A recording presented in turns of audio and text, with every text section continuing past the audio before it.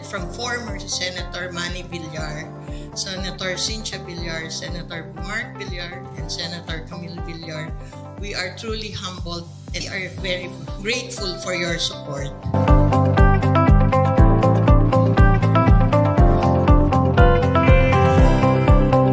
The Las Piñas General Hospital has come a long way. From its humble beginnings as a small community hospital, it has grown into a tertiary level government hospital, a level 3 trauma center, one of only a few in Metro Manila. This event marks another meaningful step in our shared commitment to delivering accessible, modern, and quality healthcare to every Filipino, especially here in Las Piñas and even in southern Metro Manila. Your unwavering support helps us to fulfill our mission. Then that is to provide quality care to every Filipino in need.